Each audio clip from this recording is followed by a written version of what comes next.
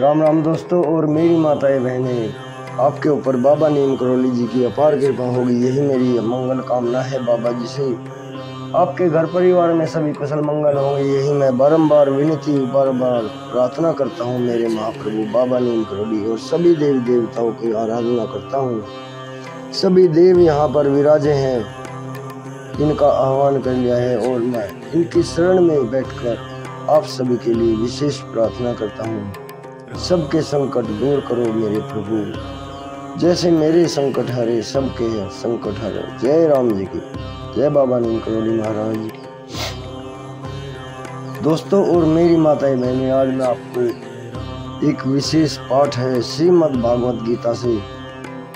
श्रीमद् भागवत गीता मैं दोबारा पढ़नी शुरू करूँगा, आपको सुनानी शुरू करूँगा। लेकिन आज मैं आपको जो श्रीमद् भागवत गीता का पूरा एक उसमें सार दे दिया है भगवान ने, श्री कृष्ण जी ने 18वां अध्याय, उसमें भगवान ने कहा है कि अगर इस 18वें अध्याय को कोई व्यक्ति सुनता है और मेरा ध्यान करके सुनता है तो उसके सारे कष्ट दूर होंगे और मेरी शरण में आएगा और वो वैकुंठ लोक में, वैकुंठ धाम में वास करेगा। तो इसे पूरा सुने मेरे भाई, मेरी माताएं बहनें, आप सभी के ऊपर पूरी कृपा हो मेरे प्रभु की, यही मेरी प्रार्थना है।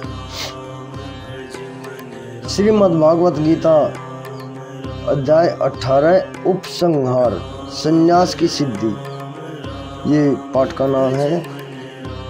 शुरू करते हैं। जय श्री कृष्णा, जय श्री राम, जय बाबा नीम करौली महाराज। अर्जुन ने कहा, हे महाबाहु, मैं त्याग का उद्देश्य जानने का इच्छुक हूँ। और हे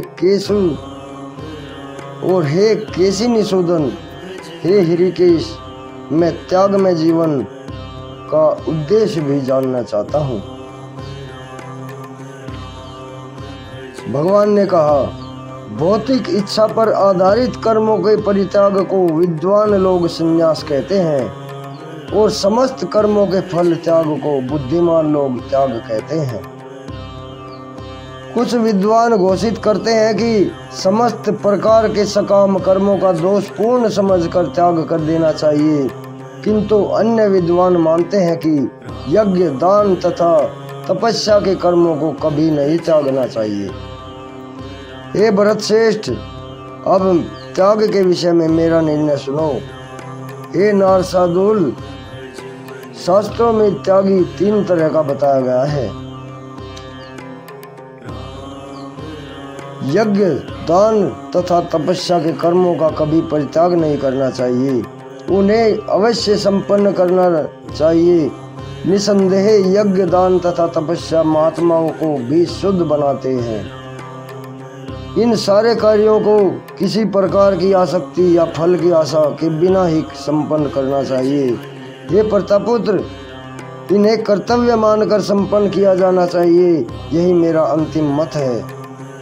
निर्दिष्ट कर्तव्यों को कभी नहीं त्यागना चाहिए।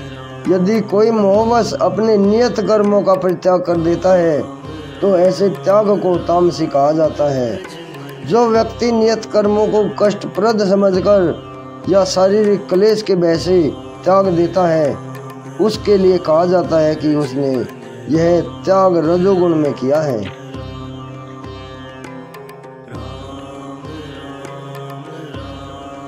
ऐसा करने से कभी त्याग का उच्च फल प्राप्त नहीं होता। हे अर्जुन, जब मनुष्य नियत कर्तव्य को करणीय मानकर करता है और समस्त भौतिक संगति तथा फल की आसक्ति को त्याग देता है तो उसका त्याग सात्विक कहलाता है। सतोगुण में स्थित बुद्धिमान व्यक्ति त्यागी, जो न तो अशुभ कर्म से घृणा करता है और न ही शुभ कर्म से लिप्त हो जाता है, वह कर्म के विषय में कोई संशय नहीं रखता। निसंदेह किसी भी देहधारी प्राणी के लिए समस्त कर्मों का परित्याग कर पाना असंभव है, लेकिन जो कर्म फल का परित्याग करता है वह वास्तव में त्यागी कहलाता है। जो त्यागी नहीं है उसके लिए इच्छित, अनिच्छित तथा मिश्रित ये 3 प्रकार के कर्म फल मृत्यु के बाद मिलते हैं। लेकिन जो सन्यासी है उन्हें ऐसे फल का सुख दुख नहीं भोगना पड़ता। हे अर्जुन, वेदांत के अनुसार समस्त कर्म की पूर्ति के लिए 5 कारण है। अब तुम इन्हें मुझसे सुनो। कर्म का स्थान शरीर, कर्ता, इन इंद्रियों, अनेक प्रकार की चेष्टाओं तथा परमात्मा, ये 5 कर्म के कारण हैं। कर्म का स्थान शरीर, कर्ता, विभिन्न इंद्रियां, अनेक प्रकार की चेष्टाएं तथा परमात्मा, ये 5 कर्म के कारण हैं। मनुष्य अपने शरीर, मन या वाणी से जो भी उचित या अनुचित कर्म करता है वह इन 5 कारणों के फलस्वरूप करता है। अतएव जो इन 5 कारणों को न मानकर अपने आप को ही एकमात्र कर्ता मानता है वह निश्चय ही बहुत बुद्धिमान नहीं होता और वस्तुओं को सही रूप में नहीं देख सकता। जो मिथ्या अहंकार से प्रेरित नहीं है, जिसकी बुद्धि बंधी नहीं है, वह इस संसार में मनुष्य को मारता हुआ भी नहीं मरता, न ही वह अपने कर्मों से बंधा होता है। ज्ञान, ज्ञेय तथा ज्ञाता, ये तीनों कर्म को प्रेरणा देने वाले हैं। इंद्रिय, कर्म तथा कर्ता, ये 3 कर्म के संगठक हैं। प्रकृति के 3 गुणों के अनुसार ही ज्ञान, कर्म तथा कर्ता, ये 3 भेद हैं। अब तुम मुझसे इन्हें सुनो। जिस ज्ञान से अनंत रूपों में विभक्त सारे जीवों में एक ही अभिव्यक्त आध्यात्मिक प्रकृति देखी जाती है, उसे ही तुम सात्विक जानो। जिस ज्ञान से कोई मनुष्य विभिन्न शरीरों में भिन्न भिन्न प्रकार का जीव देखता है, उसे तुम राजसी जानो। जिस ज्ञान से कोई मनुष्य विभिन्न शरीरों में भिन्न भिन्न प्रकार का जीव देखता है, उसे तुम राजसी जानो। और वह ज्ञान जिससे मनुष्य किसी भी एक प्रकार के कार्य को जो अति तुच्छ है सब कुछ मानकर सत्य को जाने बिना उसमें लिप्त रहता है, वह तामसी कहा जाता है। जो कर्म निमित्त और आसक्ति है, राग द्वेष या उससे रहित कर्म फल की चाह के बिना किया जाता है, वह सात्विक है। जो कर्म निमित्त और आसक्ति है, राग द्वेष या रात से कर्म फल की चाह के बिना किया जाता है, वह सात्विक है। जो हम कर्म फल की इच्छा किए बिना कार्य करते हैं वो ही सात्विक है। लेकिन जो कार्य अपनी इच्छा पूर्ति के निमित्त प्रयास पूर्वक एवं मिथ्या अहंकार के भाव से किया जाता है वह रजोगुणी कहलाता है। जो कर्म मोहवश शास्त्रीय आदेशों की अवहेलना करके तथा भावी बंधनों की परवाह किए बिना या हिंसा अथवा अन्यों को दुख पहुंचाने के लिए किया जाता है वह तामसी कहलाता है। जो व्यक्ति भौतिक गुणों के संसर्ग के बिना अहंकार रहित संकल्प तथा उत्साह पूर्वक अपना कर्म करता है वो सफलता और असफलता में विचलित रहता है, वह सात्विक कर्ता कहलाता है। जो कर्ता कर्म तथा कर्म फल के प्रति आसक्त होकर फलों का भोग करना चाहता है तथा जो लोभी सदैव ईर्ष्यालु प्रवृत्ति अपवित्र और सुख दुख से विचलित होने वाला है वह राजसी कहा जाता है।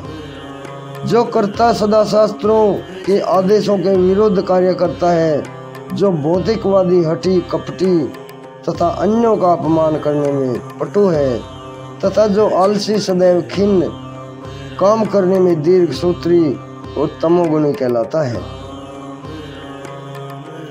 हे धनंजय, अब मैं प्रकृति के 3 गुणों के अनुसार तुम्हें विभिन्न प्रकार की बुद्धि तथा धृति के विषय में विस्तार से बताऊंगा, तुम इसे सुनो।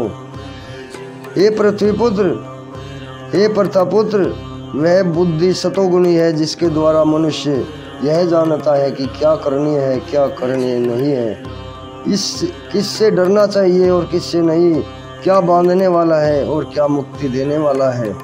ये प्रतापुत्र, जो बुद्धि धर्म तथा अधर्म, करणीय तथा अकरणीय कर्म भेद में नहीं कर पाती, वह राजसी है। जो बुद्धि मोह अहंकार के वशीभूत होकर अधर्म को धर्म और धर्म को अधर्म मानती है, वह सदैव विपरीत दिशा में प्रयत्न करती है। हे पार्थ, वह तामसी है।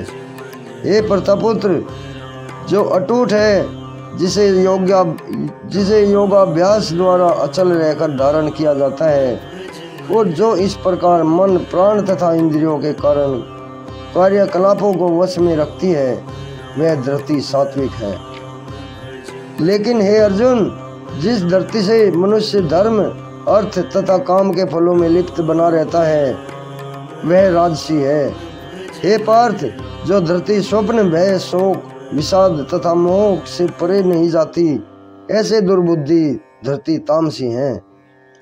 हे भरत श्रेष्ठ, अब मुझसे 3 प्रकार के सुखों के विषय में सुनो, जिनके द्वारा बद्ध जीवी भोग करता है और जिसके द्वारा कभी कभी दुखों का अंत हो जाता है। जो प्रारंभ में विष जैसा लगता है लेकिन अंत में अमृत के समान है, और जो मनुष्य में आत्म साक्षात्कार जगाता है, वह सात्विक सुख कहलाता है। जो सुख इंद्रियों द्वारा उनके विषय के संसर्ग से प्राप्त होता है, जो प्रारंभ में अमृत तुल्य और अंत में विष तुल्य लगता है, वह रजोगुणी है। जो सुख आत्म साक्षात्कार के प्रति अंधा, जो प्रारंभ से लेकर अंत तक मोह कारक है, और जो निद्रा आलस्य तथा मोह से उत्पन्न होता है, वह तामसी कहलाता है। इस लोक में स्वर्ग लोकों में या देवताओं के मध्य में कोई भी ऐसा व्यक्ति विद्यमान नहीं जो प्रकृति के 3 गुणों से मुक्त हो। हे परमतप, ब्राह्मणों, क्षत्रियों, वैश्यों तथा शूद्रों में प्रकृति के 3 गुणों के अनुसार उनके स्वभाव द्वारा उत्पन्न गुणों द्वारा भेद किया जाता है। शांति, प्रियता, आत्म संयम, तपस्या, पवित्रता, सहिष्णुता, सत्यनिष्ठा, ज्ञान, विज्ञान तथा धार्मिकता, ये सारे स्वाभाविक गुण हैं जिनके द्वारा ब्राह्मण कर्म करते हैं। वीरता, शक्ति, संकल्प, दक्षता, युद्ध में धैर्य, उदारता तथा नेतृत्व, ये क्षत्रियों के स्वाभाविक गुण हैं। कृषि करना, गोरक्षा तथा व्यापार वैश्यों के स्वाभाविक कर्म हैं। ये शूद्रों का कर्म श्रम तथा अन्यों की सेवा करना है। अपने अपने कर्म के अनुसार गुणों का पालन करते हुए प्रत्येक व्यक्ति सिद्ध हो अपने अपने कर्म के गुणों का पालन करते हुए प्रत्येक व्यक्ति सिद्ध हो सकता है। अब तुम मुझसे सुनो कि यह किस प्रकार किया जा सकता है। जो सभी प्राणियों का उद्गम और सर्वव्यापी है, उस भगवान की उपासना करके मनुष्य अपना कर्म करते हुए पूर्णतः प्राप्त कर सकता है। अपने व्रति परक कार्य को करना, चाहे वह कितनी भी त्रुटिपूर्ण ढंग से क्यों न किया हो, अन्य किसी कार्य को स्वीकार करके और अच्छी प्रकार से करने की अपेक्षा अधिक श्रेष्ठ करना। अपने स्वभाव के अनुसार निर्दिष्ट कर्म कभी भी पाप से प्रभावित नहीं होते। प्रत्येक उद्योग किसी न किसी दोष से आवृत होता है, जिस प्रकार अग्नि धुएं से आवृत रहती है। अतएव हे कुंती पुत्र, मनुष्य को चाहिए कि स्वभाव से उत्पन्न कर्म को भले ही वह दोषपूर्ण क्यों न हो, कभी त्यागे नहीं। जो आत्म संयमी तथा अनासक्त है एवं जो समस्त भौतिक भोगों की परवाह नहीं करता, वह सन्यासी अभ्यास द्वारा कर्म फल से मुक्ति की सर्वोच्च सिद्धि अवस्था प्राप्त कर सकता है। हे कुंती पुत्र, जिस तरह इस सिद्धि को प्राप्त हुआ व्यक्ति परम सिद्धावस्था अर्थात ब्रह्म को, जो सर्वोच्च ज्ञान की अवस्था है, प्राप्त करता है, मैं उसका संक्षेप में तुम्हें वर्णन करूंगा, उसे तुम जानो। अपनी बुद्धि से शुद्ध होकर तथा धैर्य पूर्वक मन को वश में करते हुए इंद्रिय तृप्ति के विषयों को त्याग कर राग तथा द्वेष से मुक्त होकर जो व्यक्ति एकांत स्थान में वास करता है, जो थोड़ा खाता है, जो अपने शरीर मन तथा वाणी को वश में रखता है, जो सदैव समाधि में रहता है तथा पूर्णतया विरक्त, मिथ्या अहंकार, मिथ्या शक्ति, मिथ्या गर्व, काम क्रोध तथा भौतिक वस्तुओं के संग्रह से मुक्त है, जो मिथ्या स्वामित्व की भावना से भी रहित तथा शांत है, वह निश्चय ही आत्म साक्षात्कार के पद को प्राप्त होता है। इस प्रकार जो दिव्य पद पर स्थित है, वह तुरंत परम ब्रह्म का अनुभव करता है और पूर्णतया प्रसन्न हो जाता है। वह न तो शोक करता है और न ही कभी वस्तु की कामना करता है। वह न तो कभी शोक करता है और न ही कभी किसी वस्तु की कामना करता है। वह प्रत्येक जीव पर संभाव रखता है। उस अवस्था में वह मेरी शुद्ध भक्ति को प्राप्त करता है। केवल भक्ति से मुझे भगवान को यथारूप में जाना जा सकता है।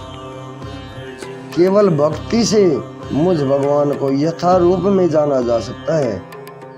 जब मनुष्य ऐसी भक्ति से मेरे पूर्ण भावनामृत में होता है तो वह वैकुंठ जगत में प्रवेश कर सकता है। मेरा शुद्ध भक्त मेरे संरक्षण में समस्त प्रकार के कार्यों में संलग्न रहकर भी मेरी कृपा से नित्य तथा अविनाशी धाम को प्राप्त होता है। सारे कार्यों के लिए मुझ पर निर्भर रहो और मेरे संरक्षण में सदा कर्म करो। ऐसी भक्ति में मेरे प्रति पूर्णतः सचेत रहो। यदि तुम मुझसे भावित होगे तो मेरी कृपा से तुम बुद्ध जीवन के सारे अवरोधों को लांघ जाओगे। लेकिन यदि तुम मिथ्या अहंकारवश ऐसी चेतना में कर्म नहीं करोगे तो मेरी बात नहीं सुनोगे तो तुम विनष्ट हो जाओगे। यदि तुम मेरे निर्देशानुसार कर्म नहीं करते और युद्ध में प्रवृत्त नहीं होते तो तुम कुमार्ग पर जाओगे। तुम्हें अपने स्वभाववश युद्ध में लगाना होगा। इस समय तुम मोहवश मेरे निर्देशानुसार कर्म करने से मना कर रहे हो। लेकिन हे कुंती पुत्र, तुम अपने ही स्वभाव से उत्पन्न कर्म द्वारा बाध्य होकर वही सब करो। हे अर्जुन, परमेश्वर प्रत्येक जीव के हृदय में स्थित है और भौतिक शक्ति से निर्मित यंत्र में सवार की भांति बैठे समस्त जीवों को अपनी माया से भरमा रहा है। हे भारत, सब प्रकार से उसी की शरण में जाओ। उसी कृपा से तुम परम शांति को तथा परम नित्य धाम को प्राप्त करोगे। इस प्रकार मैंने तुम्हें गुम्मतर ज्ञान बतला दिया। इस पर पूरी तरह से मनन करो और जब चाहो सो करो। चूंकि तुम मेरे अत्यंत प्रिय मित्र हो, अतएव तुम्हें अपना परम आदेश जो सर्वाधिक गुप्त ज्ञान है बता रहा हूँ, इसे अपने हित के लिए सुनो। सदैव मेरा चिंतन करो, मेरे भक्त बनो, मेरी पूजा करो, मुझे नमस्कार करो। इस प्रकार तुम निश्चित रूप से मेरे पास आओगे। मैं तुम्हें वचन देता हूँ, क्योंकि तुम मेरे परम प्रिय मित्र हो। हे भगवान, समस्त प्रकार के धर्मों का परित्याग करो और मेरी शरण में आओ। मैं समस्त पापों से तुम्हारा उद्धार कर दूंगा। डरो मत। यह गुप्त ज्ञान उनको कभी भी न बताना।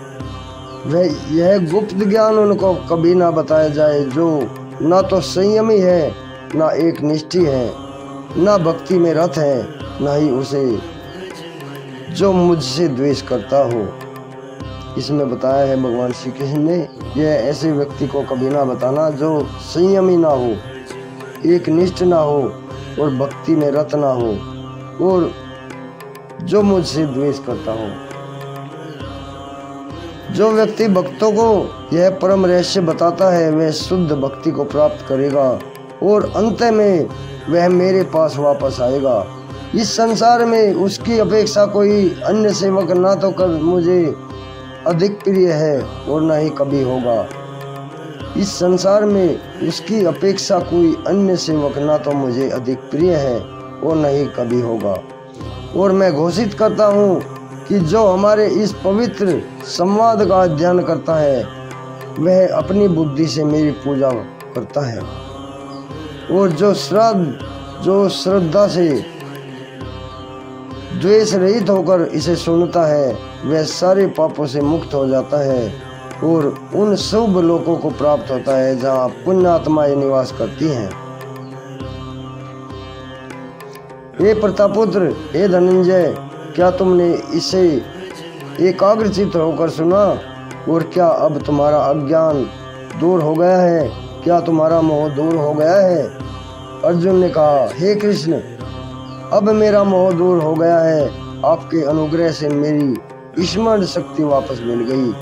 अब मैं संयम संशय रहित हूँ और दृढ़ हूँ। आपके आदेशानुसार कर्म करने के लिए तैयार हूँ। संजय ने कहा, इस प्रकार मैंने कृष्ण तथा अर्जुन इन दोनों महापुरुषों की वार्ता सुनी है और यह संदेश इतना अद्भुत है कि मेरे शरीर में रोमांच हो रहा है। व्यास की कृपा से मैंने ये परम गुप्त बातें साक्षात योगेश्वर कृष्ण के मुख से अर्जुन के प्रति कही जाती हुई सुनी है। दोस्तों, ये उपसंहार संन्यास की सिद्धि 18वां अध्याय है श्रीमद् भागवत गीता का। इसे आगे भी शेयर करें। भगवान श्री कृष्ण ने इस 18वें अध्याय में पूरा निचोड़ रख दिया है। इसमें पूरी श्रीमद् भागवत गीता का इसमें उन्होंने वचन दिया है जो इस पाठ को, इस हमारे आपसी जो बातचीत का ये संसर्ग है, इसे सुनेगा भी उसके सारे पाप नष्ट हो जाएंगे और वो मेरे वैकुंठ धाम को प्राप्त करेगा। अभी आज्ञा लेता हूँ। जय राम जी।